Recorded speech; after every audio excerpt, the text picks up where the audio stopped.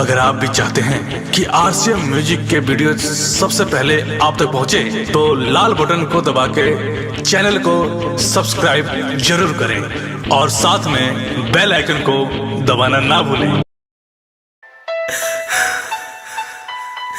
जनाजा मेरा उठ रहा था, फिर भी तकलीफ थी उसे आने में। जनाजा मेरा उठ रहा था, फिर भी तकलीफ थी उसे आने में।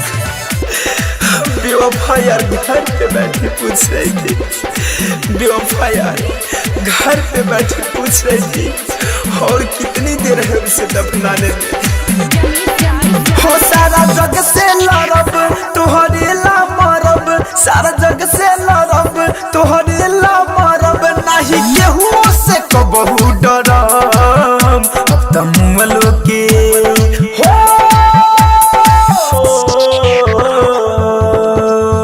अब त मुअलो के बादे है प्यार तोहरे से ही हम करब, प्यार तोहरे से ही हम करब। ना कह दे सब झूठा, कह दे ये सब झूठा। ए जा तोरा बिना हम मर जाई हो, मर जाई।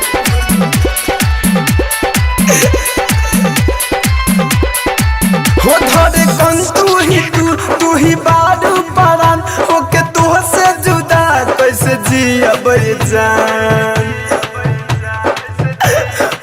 हो धरे कौन तू ही बारू परान, होके तू से जुदा कैसे जियब जान।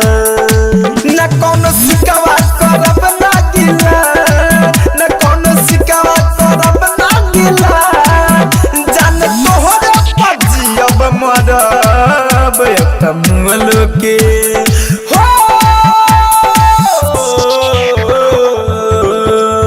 अब त मुअलो के बादे प्यार तोहरे से ही हम करब। तुम त मुअलो के बादे जान।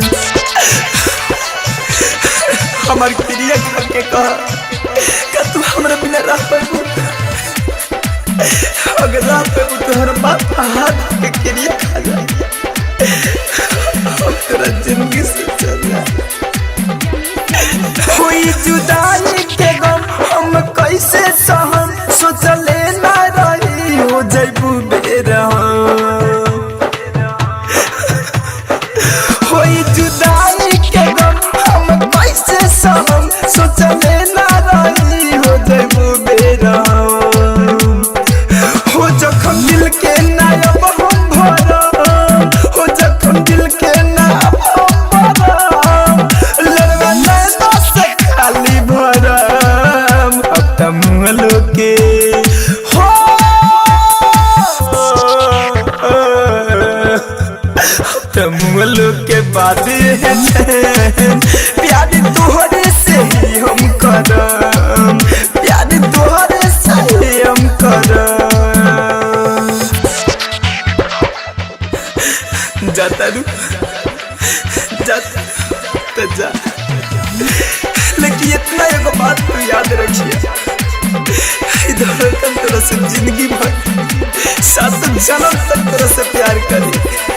हो याद बहुते सताई, बोला कैसे भूलाई, अपना दिलवा के बात हम कैसे बताई। हो याद बहुते सताई, बोला कैसे भूलाई, अपना दिलवा के बात हम कैसे बताई। हो धीरज धनंद धरे कन, धीरज फैशन धनंद धरे कन, कहे काहे तू दिहलु जखम। अब त मुअलो के हो,